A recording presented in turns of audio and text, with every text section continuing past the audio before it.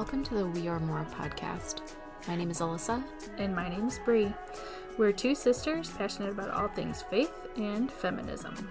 We believe that Jesus trusted, respected, and encouraged women to teach and preach his word. And apparently that's controversial. Get comfy. Hello, world. Hello. Welcome. Welcome. One and all. You're welcome. Hello. They're going to think you had some sort of medical event. I may have. I don't know. Bree just lost her mind briefly. It's fine. I'm in like a better mood than I have been as of late because the sun is out and it's nice. And hallelujah, winter is done. That's so weird, though. I was thinking about that on the way to pick up my daughter from school today because realistically, like, it's still April. By the time you listen to this, it'll be the first day of May. It's gonna be May. But currently, it's April, and we're in Michigan. Mm-hmm. And it's 85 today. I think I've seen snow in May. Oh, yeah, for sure. Well, I got married at the end of May, and I remember one of my husband's family members, actually, was really upset because it was like an outdoor-indoor kind of venue. Like, it had open walls, and she was really, really unhappy because it was cold. It wasn't that cold, but, like, it was the end of May, and it was still quite chilly. Yeah, it was. Yeah, it is so warm out. It's legitimately 85. Everybody's in shorts and tank tops. Now, we're in Michigan, so people were in shorts and tank tops at like 50 degrees. Now they're just stripping. I saw a man getting ready to paddleboard today on the way home, and I thought, if you fall in that water, you're screwed. You're going to be like Amy in Little Women. You're going to freeze. Well, it hasn't been warm for that long. No. It's been like a week. No, the water is still ice cold. Mm-hmm. Yeah, I'm not... First of all, I'm just not a water sports kind of girly. I don't know if you guys could have predicted that by chance. But also, just the idea of falling into freezing cold water? No. No, thank you. Just no. Because then you're out in the middle of the lake. You have to haul your body back onto your paddleboard, which I hope you have the upper body strength. Well, one would hope. And then you're wet. Then what? You're going to have to paddle yourself back to shore, and you're still going to be wet. To be fair, I'm semi-certain that to get on the paddleboard in the first place, you usually get in the water. I don't know. At least that's... Our cousin Christy has a paddleboard, and she was on it one time, and she like had to haul herself up onto the board out of the water. Literally amazes me that she has a paddleboard. I know. She's the least coordinated person that I know. I don't know how she does it, but she does. She does. To my knowledge, she's not constantly falling in the water, so... She trips over her feet just walking around. I know. It's a struggle. But she's gliding through the water like Pocahontas. Yeah, exactly like that. Or Moana. Yeah, like Moana in particular. I think she'll like listening to this episode. I'm sure she her will. Praises and her graces. Hey, turns out she's graceful in the water. You know what? We can't all be good at everything. Walking is not her thing. Walking's not her thing. But paddleboarding is. And I'll tell you one thing for free. Paddleboarding is not mine. Really? Because no one could have predicted that either. I've never tried it, but I just feel not called to it. The Lord hasn't called you to paddleboarding? No. I've been called to many a thing. Never once paddleboarding. Quick question for you all out there. Has the Lord called you to paddleboarding? I think we could make sweatshirts. We could say paddleboarding for Christ. Ah, love it. Yeah. Make a club. Maybe a hat. Sure. A button. Oh, people love buttons. People love buttons. You can put them on your backpack. You can put them on your shirt. You can accidentally stab yourself. You know, or others.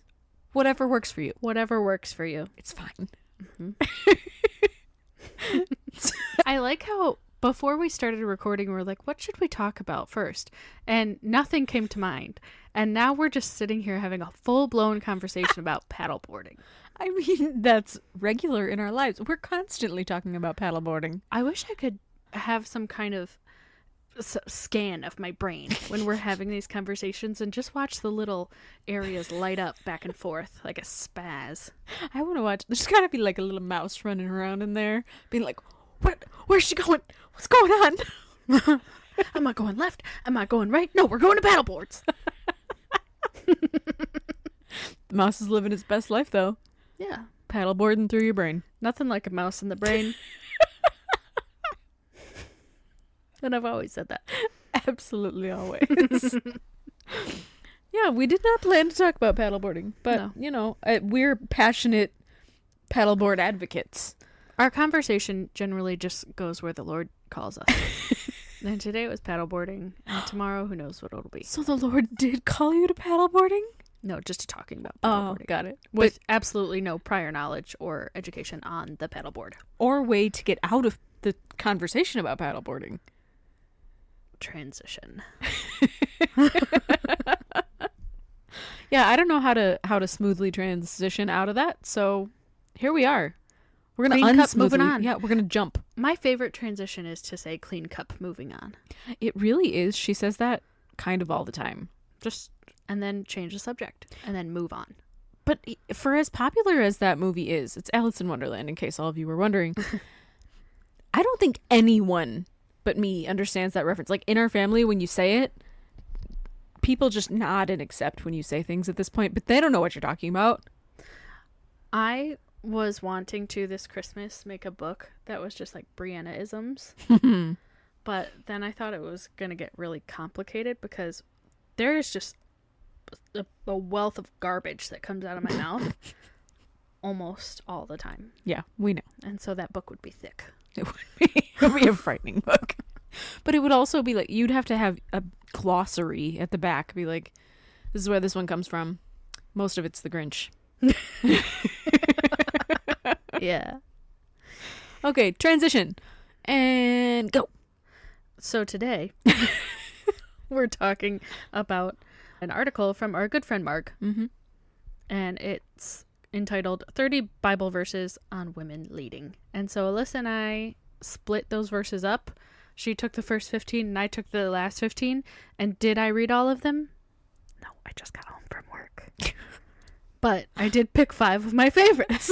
And she picked 5 of her favorites. Because if we went into detail and depth over all of these 30 verses, we'd be here all day. And you don't want to hear that. Maybe they do. You're buckled in for maybe like 53 minutes of us. And that's it. It's pretty accurate, actually. I know. So I'll go first because I did the first 15, and that makes chronological sense. Yeah, in my brain. But what I did a little bit, I did go into depth on 5 verses, 5 of her 30 that I thought were particularly like interesting for today. They're all interesting, but just the 5 that were really interesting for me. And then I also made a list of the first 15 verses and what each woman from that verse was called. And Brie did it for her 5 verses as well. Because I wanted to make a point of this is what women in the Bible were called. Women in the Bible are nothing like the women in the church today. I'm not, just generally. Not I think all women. Yeah, the expectation of women in the church today. Yeah. Is so much less than it was in the Bible. Mm-hmm. And I'm excited to talk about it. Yeah. I'm going to go through that list first because that just seems like the easiest option for me. I wish you would. I will.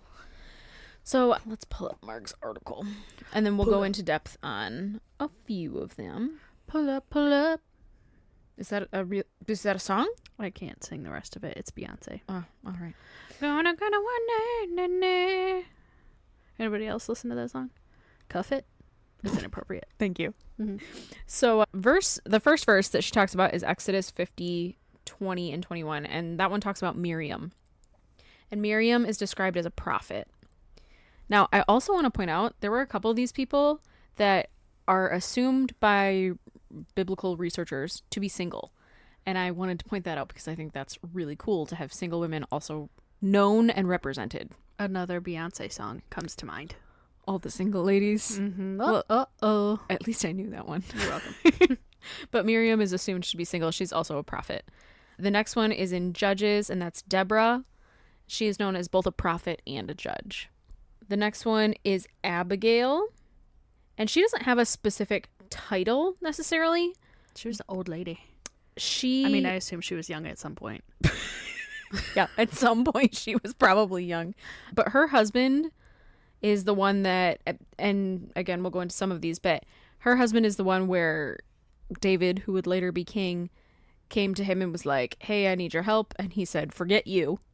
And Abigail was like, oh, wait, hold on. I was thinking of someone different. I was thinking of Anna. Yeah, Anna is in this list. So I called Abigail a diplomat. And then she's also kind of called a prophet as well, because she has like prophetic speech that she's sharing. Then the next one is 2 Samuel, and through quite a bit of 2 Samuel, there are wise women listed, and they are leaders. They are known as leaders. And then in 2 Kings, we have Huldah, which is just a fun name. Great name. It's a good time. And she is both a prophet and a teacher. And she's one of the ones I'll go more in depth with. And then there's Shira in 1 Chronicles. She is a builder, which I thought was really cool. She's like a builder and a developer. Women in construction. Career woman. Ayo? Yeah. And also a leader. They also think she was probably single as well. Not for sure. It's hard to know. It's, 2,000-ish years ago. Long time. It was quite a bit of time. Yeah. Then there's Esther, of course, from the book of Esther. And from the VeggieTale. And she is a leader, but also a savior of the Jewish people. And I know we don't like to use that word outside of Jesus, but that's what she was. That's what she did for the Jewish people. Yeah. The 8th verse is also Esther, so you can just sort of, copy paste. The 9th verse talks about a great company of women. And we'll go into that one as well a little more in depth. But they were mighty, an army, and proclaimers of God. I like that. I'm picturing that scene from Wonder Woman. Did you ever watch that? I did, but it's been a long time. I don't know a single gosh darn thing about it, but there was like an island of only women and they were all warriors. That is actually true. You are right. I'm so proud. Thank you. So then 10 and 11 are both from Proverbs 31. And so this is King Lemuel's mother. Lemuel, I think is how they say it. Lin-Manuel Miranda? That's not it. Oh, wait. And she's just kind of like referenced in the background a little bit, but she is really significant. So she is considered a prophet and a teacher, and she is also the creator of the Proverbs 31 woman, which is a little bit tricky. Of course, we've all had that thrown at us. It's just interesting because as she talks about the Proverbs 31 woman, the parts that we forget are so often that she's a career woman, that she owns her own land, things like that. And then the 12th one is in Micah chapter 6, and they also reference Miriam, who we talked about at the beginning, who was a prophet, but she's also named with honor alongside Moses and Aaron. So she's like alongside great men that we all have heard sermons on. Oh, yeah. On Moses and Aaron. Have you ever heard a sermon on Miriam? No, you haven't. No, because I'm only thinking of Miriam from Robin Hood. Was it Miriam? No, it was Marion. Yeah. You were so close. Pretty close. And then the 13th one that she talks about is Anna. There you go. She was very old. This is another one that we'll go into a little bit more in depth, but she was also a prophet, and the Orthodox tradition calls her a God receiver. And we'll get into why in a minute. The 14th verse is from John 20, and of course it's Mary Magdalene. Of course. Of course. Does anybody want to go back and listen to our last episode? Was it last episode? Episode before? Episode before. We talked a lot about her, but she was known as a teacher, an apostle, a friend of Jesus. Lots of names that we could add to that, but that was kind of her most important ones. Apostle to the apostles is another one. And then the 15th verse that Marg points out is in Acts 2. And in there it's daughters. It talks about your daughters and sons will prophesy. And so they are prophets and they are holders of God's spirit. So all of these, so many prophets in here. And what came to mind as I made this list was we so often hold women outside of leadership in churches. And you might say like, well, I don't hear any pastors listed there. Let me tell you guys, these women were all preaching and teaching. And that's what a pastor is. They wouldn't have been called pastors because that's not what they called people back then. We've talked through that. It wasn't a term that was used a lot. And their version of church was so different than what ours is. It's not just like a Sunday type of deal. It was a lifestyle. Right. And these women were, I mean, you've got Deborah, who is literally leading the Jewish people. You've got Esther, who's saving the Jewish people. You've got a whole list of women that are leading their faith community. Mm-hmm. And that, to me, would be much higher up than a pastor. Mm-hmm. And yet we exclude women from all of those leadership positions, whether it's pastor, elder, deacon, many of which were named in the Bible as women. Mm-hmm. Not pastors, because no one was actually named as a pastor in the Bible, in case you were wondering. Fun facts with Alyssa. So now I'm going to go into the verses themselves that I researched a little bit more. The first one is Exodus 15:20 through 21, and this is where we talk about Miriam. And it says, "Then the prophetess Miriam, Aaron's sister, took a tambourine in her hand, and all the women came out following her with tambourines and dancing. Miriam said to them, 'Sing to the Lord, for he is highly exalted. He has thrown the horse and its rider into the sea.'" A palace horse. So the NIV version of this, now remember that titles of chapters and things like that are not, we put them there. We added them in post. Yeah, they're not like part of the original scriptures that they found. But I thought it was really interesting. I tried to look each of these verses up in different versions of the Bible. And in the NIV and the NLT, this section is titled "The Song of Moses and Miriam," which I thought was really cool because it gives a lot of credit to her portion here, where she's getting up, she's a prophet, she's leading, she's singing, she's praising God. Were people in the Bible times just like living in a musical? I feel like we've said that before. Can you imagine today just like breaking out into song That's with a tambourine and calling other people out to dance in the streets with tambourines? No, but it does seem to happen like a lot. Yeah, what is happening? They don't have a lot to do. They don't have their phones. Maybe. Very few books. It's like Mary. When she found out she was pregnant with Jesus, what'd she do? Break out into song. She did. Bizarre. Well, I mean, the Psalms are all songs. Yeah. That's a lot of songs. The Song of Solomon. Don't read that when you're like 8 years old in your bunk bed with your sister. I think they call it Song of Songs now. It was Song of Solomon when we were kids with like the KJV. They probably do call it that now. I don't know. But anyway, so the title of that section for the NIV and NLT credits Miriam. However, the ESV, which we've talked about in the past, is very problematic and it was written as a response to the NIV, saying that the NIV was too like gender inclusive and too liberal and whatever. So the ESV becomes a lot stricter, and you'll see that in some of the translations that I looked up. But the ESV simply calls it the Song of Moses. Leaves her out completely. Because it's more convenient for them. Well, the moment that you start giving women credit, it snowballs, right? You start having to give more women credit. The horror. And so they've distinctly taken her out of that. And they get away with it because that's not part of the translation. So taking her out, I guess you technically can. The Bible doesn't. So maybe you should follow what the Bible does. But I guess you technically can. Now, I also looked it up in the Message, which I know is not technically a translation, but I really like it as a reference point. And in the Message, it says she led them in singing. So a leader, someone who is quite literally leading the group. Now, in song in this case, but with a tambourine. Song was really important to them. This was praising the Lord. This was leadership. And the other versions say that she sang to them. So just a little bit of a difference there. I thought that was interesting. Also, this is such a random little point, but there are several instances here where women are called prophet or prophetess. Now, prophetess, you can say, is just the feminine version of prophet, but oftentimes adding that ESS to the end that we do today, we do often, is used against women to make their contribution smaller. Yeah. The ESV almost exclusively uses that feminine version.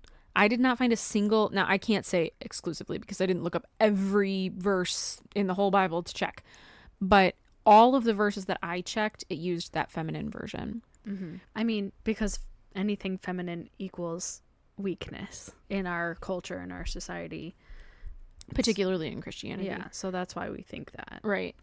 In this case, the NIV lists her as a prophet and not a prophetess. So I just thought that was an interesting distinction to make. I don't think it's necessarily intentionally done to limit their capabilities, because sometimes the NIV and the NLT do list them, not in this case, but in other ones as prophetess.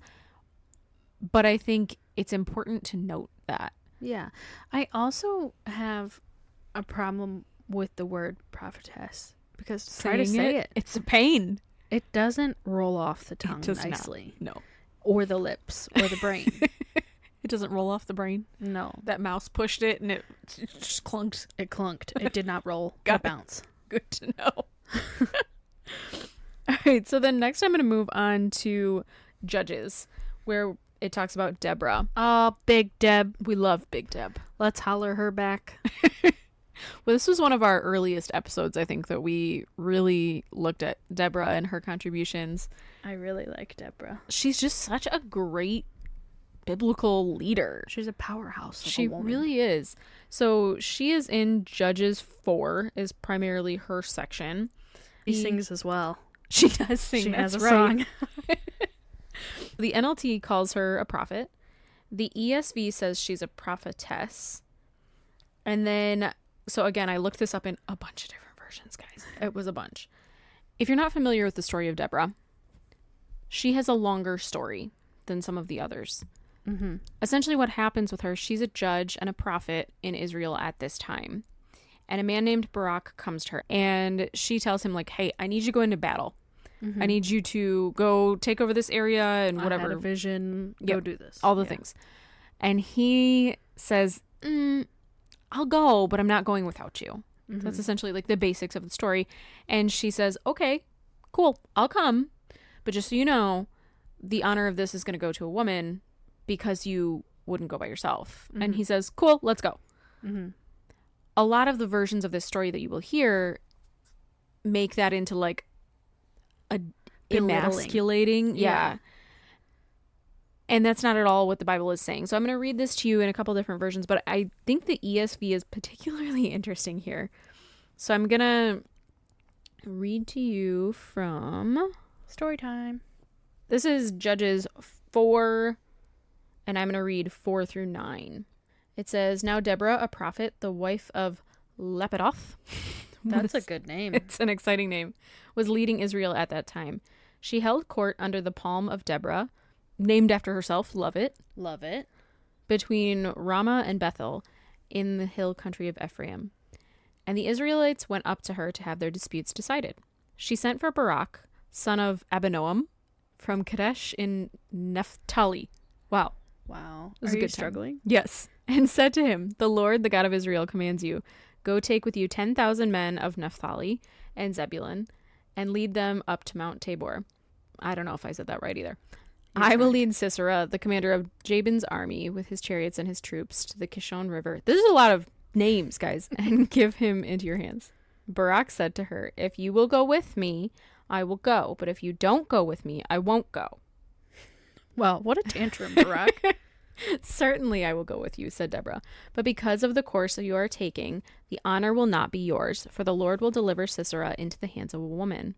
So Deborah went with Barak to Kadesh. So just that last verse there.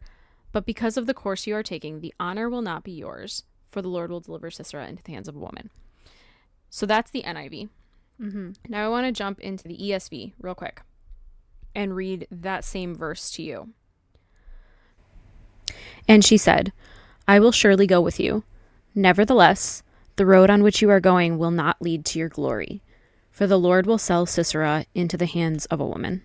It's a slight change in wording there, but it's honor in the NIV versus glory in the ESV.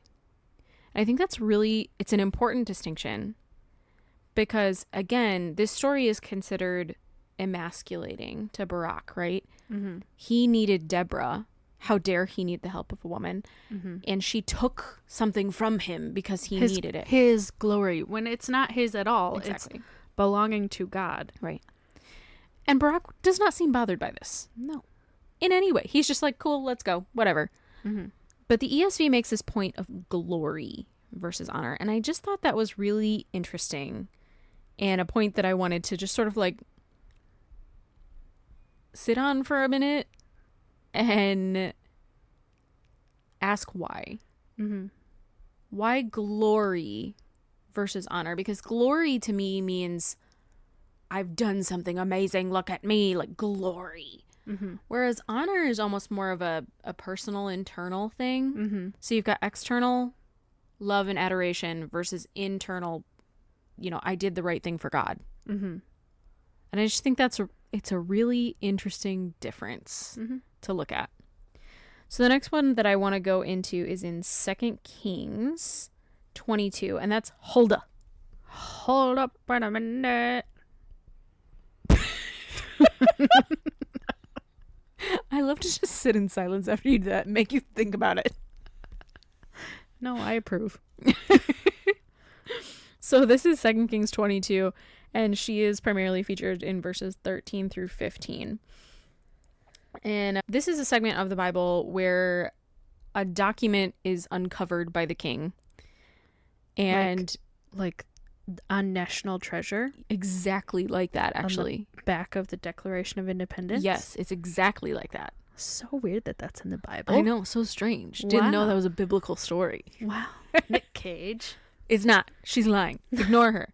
No, but anyway, so the king at the time finds a document, and it's essentially like, here's a bunch of rules that you should be following that God gave you.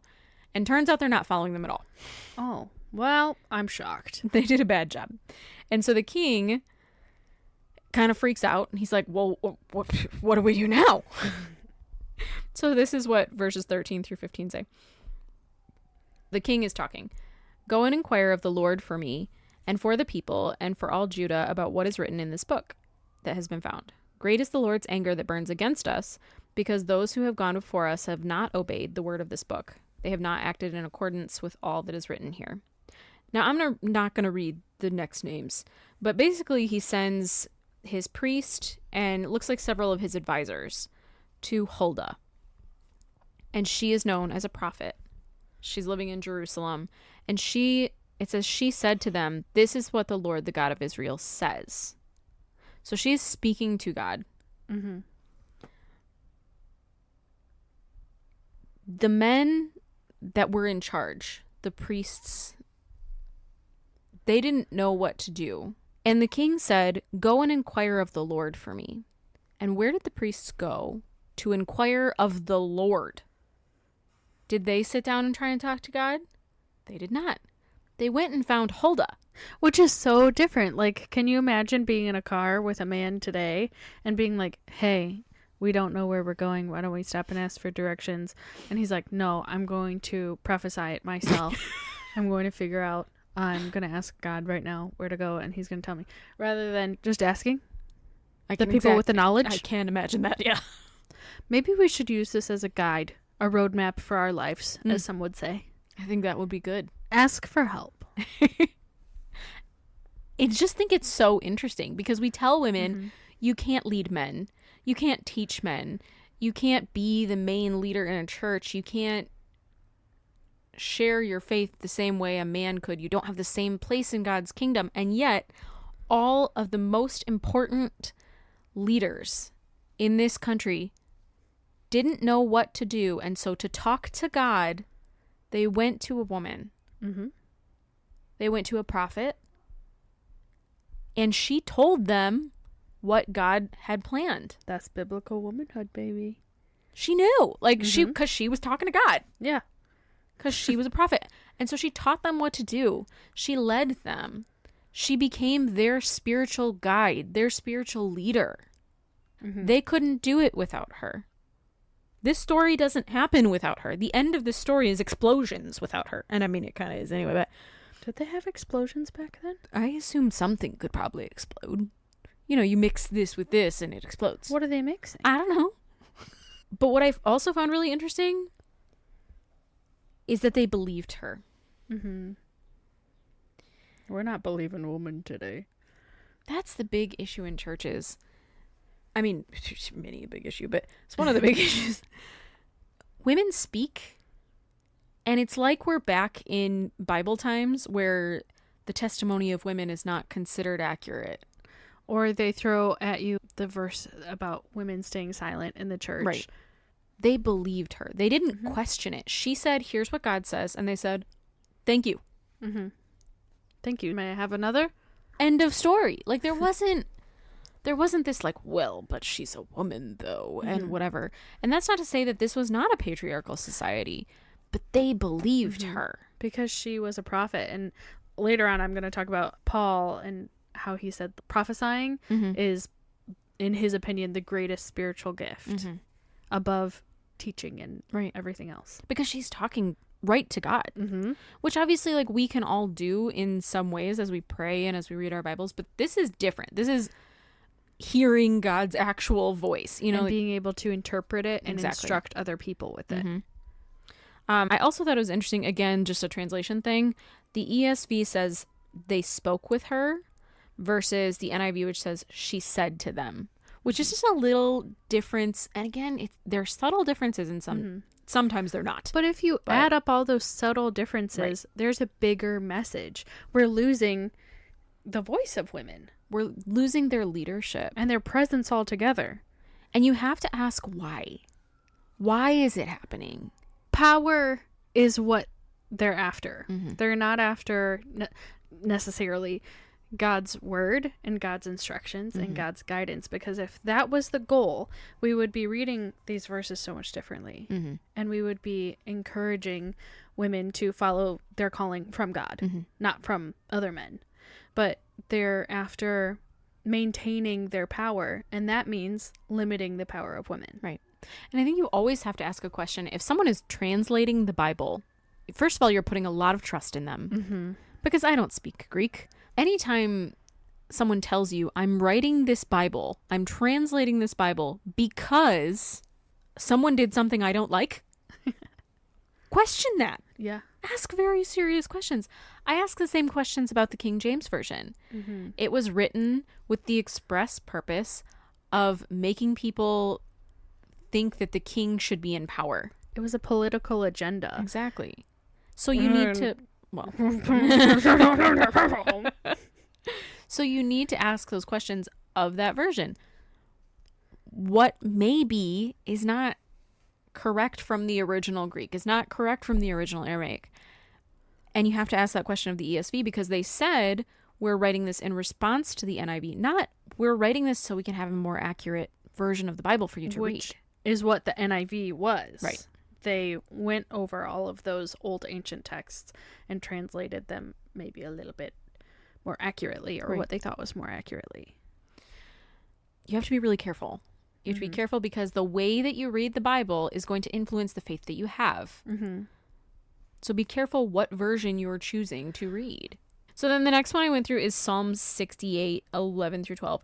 This is the one where it talks about wise women. This one is really interesting because no one is actually named, but the NIV in verses 11 and 12, it says, the Lord announces the word, and the women who proclaim it are a mighty throng. Kings and armies flee in haste. The women at home divide the plunder.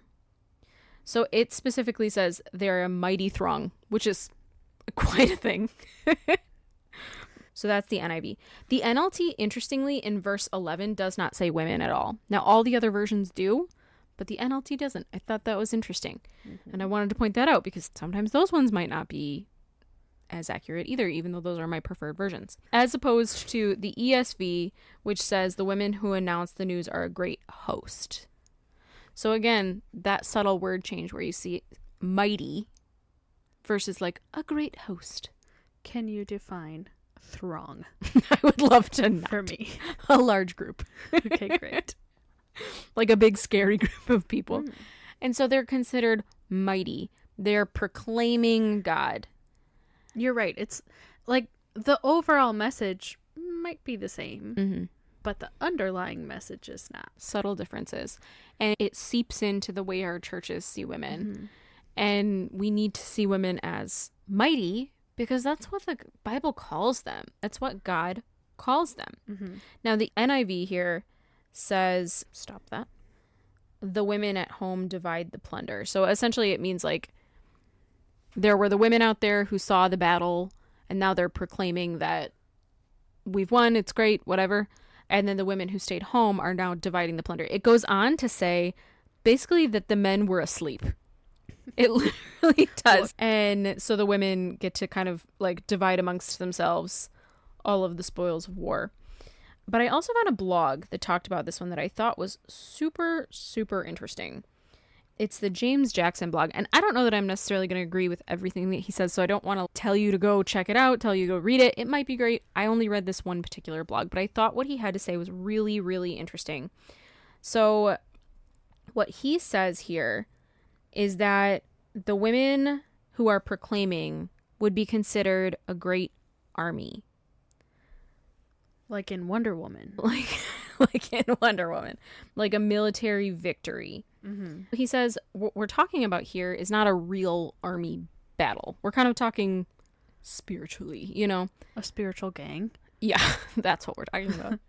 He says, in this case, an army was never sent out. So normally, like he said, it wouldn't be uncommon for women to be the first ones that knew of a battle being won because they might be waiting for their husbands and they might see them off in the distance and go tell the rest of the city, okay, here's what's going on. Mm-hmm. So that wouldn't have been odd. However, in this case, an army wasn't sent out. So there was no army of men to come back and be like, woo, we won, great. So who was battling? So he says, you know, we can look through these verses and see. God is the one who rode through the deserts. God is the one who protected the widows. God is the one who marched through the wilderness, shed rain abroad, restored his inheritance, and provided for the needy. So the women are proclaiming the good news of God when you break that down. So then he says in the Septuagint, if you can read Greek, which I cannot, but he says that the word would be euangelion. And that's good news is what is translated here, the good news. But what that can further be translated as is gospel. So the women are proclaiming the gospel.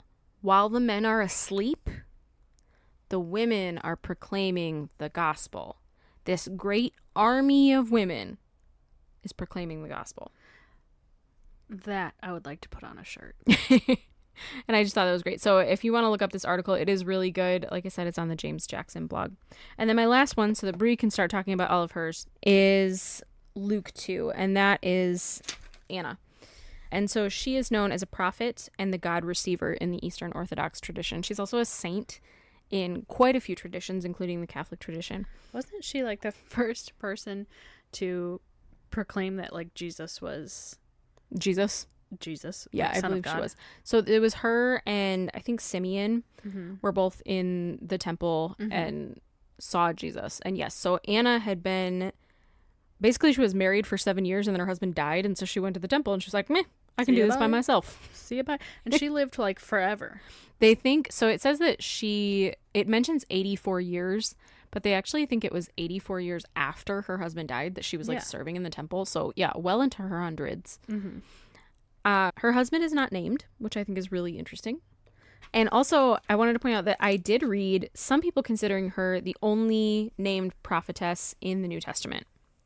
But that's actually not true. That's not true, based on my stuff. Because there are several other. There's Philip's daughters, I believe. I'm going to talk about that. I'm so excited to hear it. And also, the woman in Revelation is also considered potentially a prophet. Mm-hmm. So... that's just a little interesting thing. And yeah, I'm going to stop there on Anna because Bree's got to get to her stuff too. I'm taking up all the time. Yeah. I should keep talking. You time whore. So sorry. Okay, so I went through verses 15 through 30 and I picked my favorite 5. Did I make a giant list? No. Did I look up every different translation of the verses? No. So you can... look on this article from Marg, our good friend. Our good friend. And you can follow right along with me. Love it. Just pull that up, ladies and germs. And I'm going to start bottom to top. Colossians 4:15. It says, "Give my greetings to the brothers and sisters in Laodicea." Love it. Which is how I think it's pronounced. And to Nympha and the church in her home. So I think that's interesting. Again, she's leading a church in her home. Mm-hmm. she's a preacher. I've heard so often, oh, just because it was in their home doesn't mean they were leading the church. But that ignores all of Jewish tradition at the time. Mm-hmm. Now, again, they didn't have necessarily the title of lead pastor, but the likelihood is that she was leading the church that was held inside her home. It makes sense. Otherwise, why would they name her? Bree's making confused gestures. She just doesn't know. But you can't see that because this is a podcast.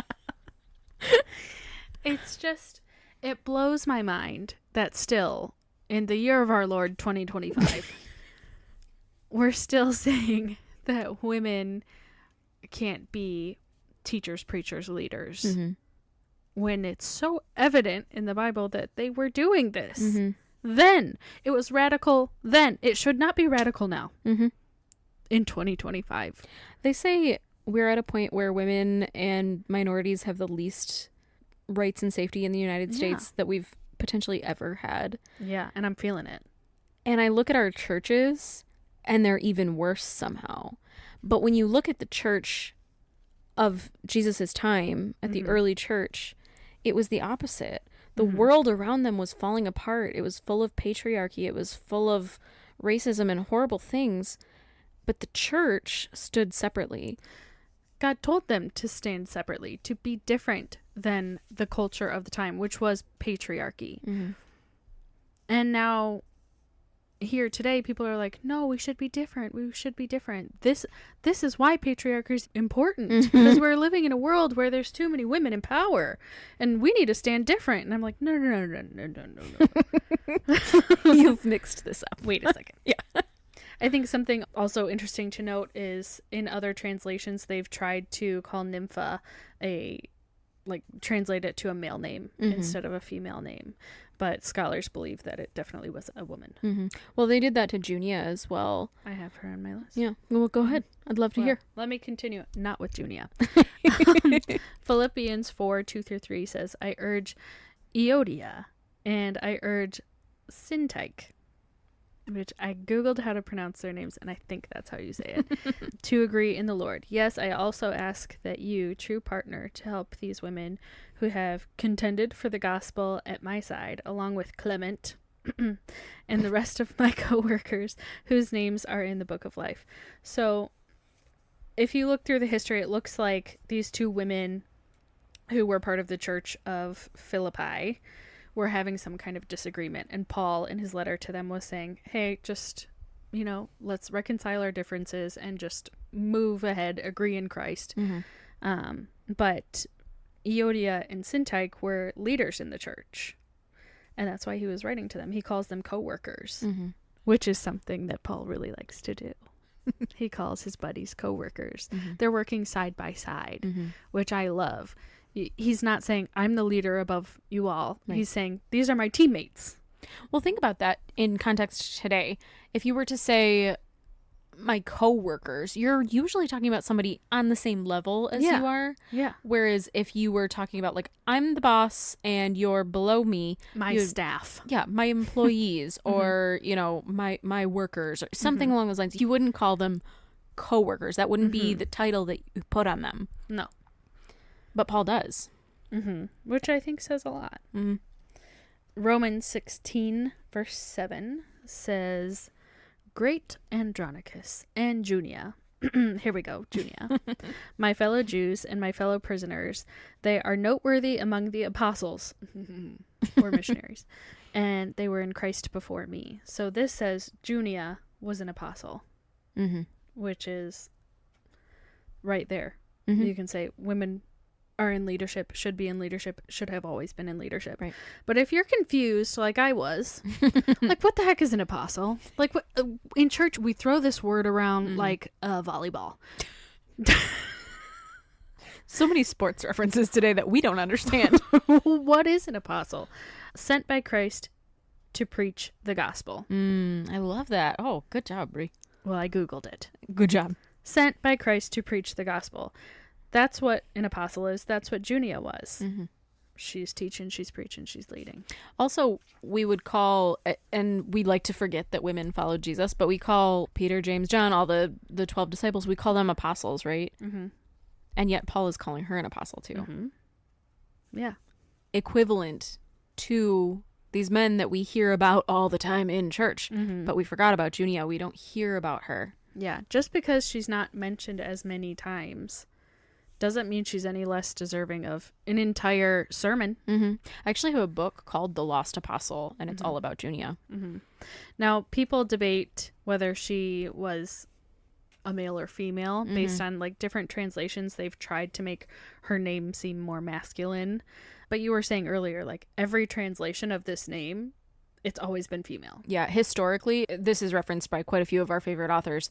Historically, if you look at anywhere else in that area where the name Junia was occurring, it was absolutely always feminine. And yet there were a lot of pastors and a lot of church leadership trying to turn her into a man. Because if she's a woman, then we have to say that she's equivalent to the rest of the apostles. And they don't want to do that. And then conservatism falls apart. Yeah. Because it endangers men's power. At the end of the day, they can't have that. So if you say Junia was a woman and she was an apostle, that threatens them. Right. And I think a lot of these, you can see it trying to be denied. I mean, as we looked at the ESV versions and things like that, you can see where it's like, well, let's minimize, let's whatever. But this one's a hard one to get rid of. So what do? You turn her into a dude. Yep. And I've always said that. What do? We turn him into a dude. Read your next verse, Brianna. Okay, the next verse is Romans 16, 1 through 2. And this is a letter from Paul to the Church of Rome. So it says, I commend to you our sister Phoebe, a minister, in parentheses, diakonos, of the church of Syncriche.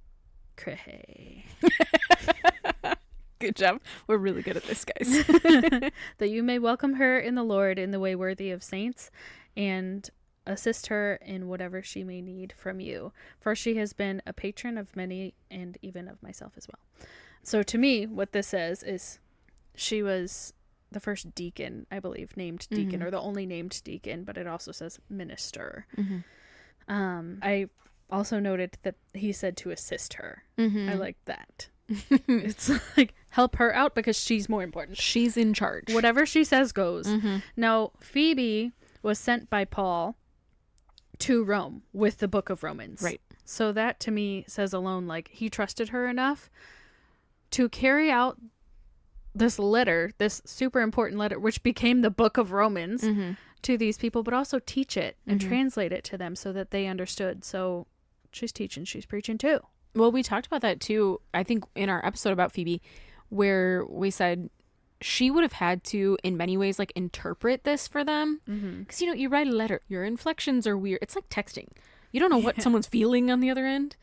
So she would have had to go and really teach this for them. This was not, they didn't have all the historical context and the, different Bible studies and whatever to understand what Paul was saying. They didn't have Google.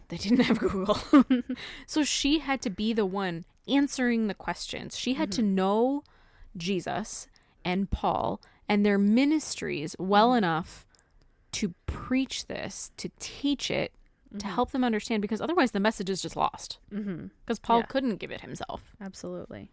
He was probably in prison or something. I think he was in prison. That's exactly what it was. And I noted that she was a patron.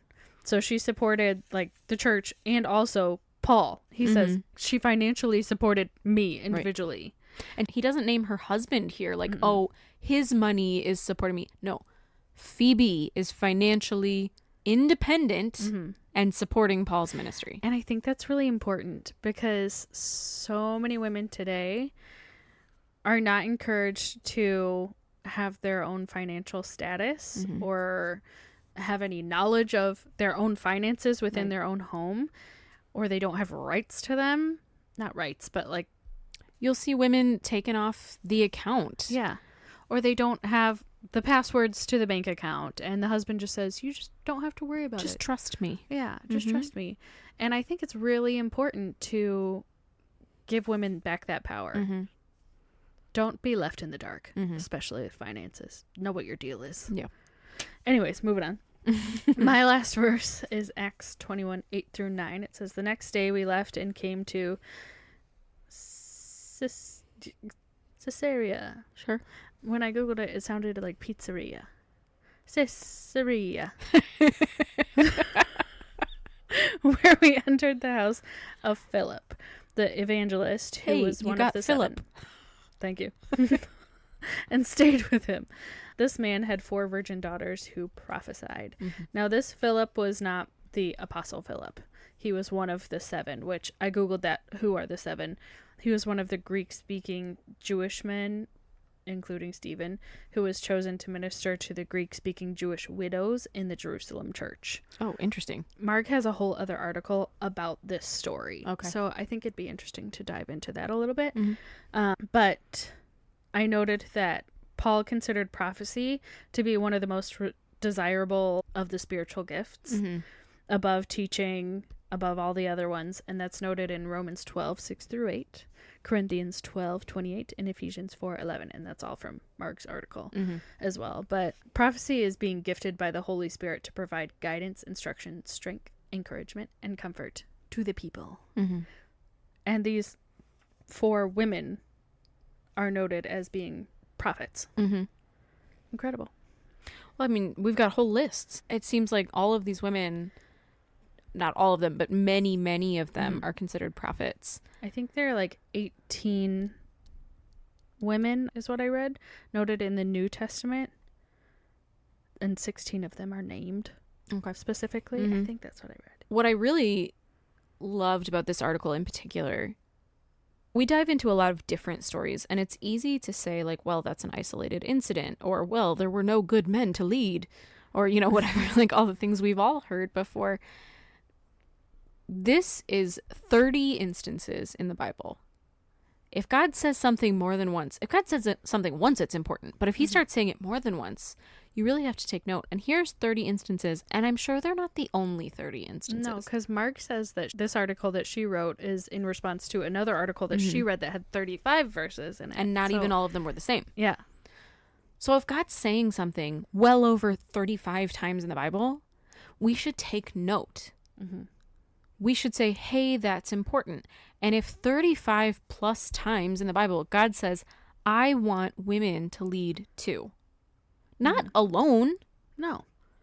But I want women on equal footing. I want them to lead. I want them to preach. I want them to prophesy. He says it over and over and over.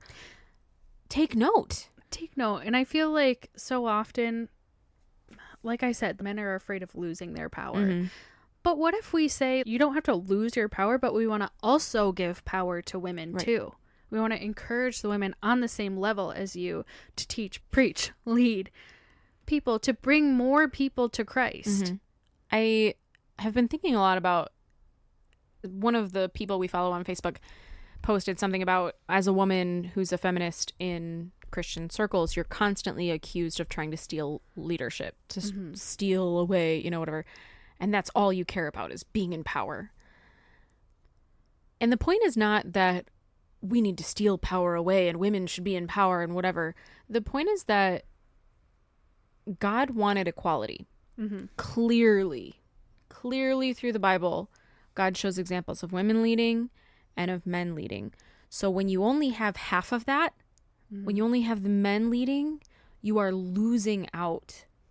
Our faith is losing out on the leadership, the prophesying, the incredible wealth that women have. Mm-hmm. We have a different voice. Everybody has their own unique calling by God. And we're telling so many women today that your calling is made up in your head. Mm-hmm. It's not as important as the men's. Yeah, that's just been something that's been bothering me a lot lately, because I have heard that before. Of you just want you to be in power. Mm-hmm. No, I want to hear a different voice in power. I want new people to be represented. And that includes women, it includes minorities, it includes a whole spectrum everybody of people.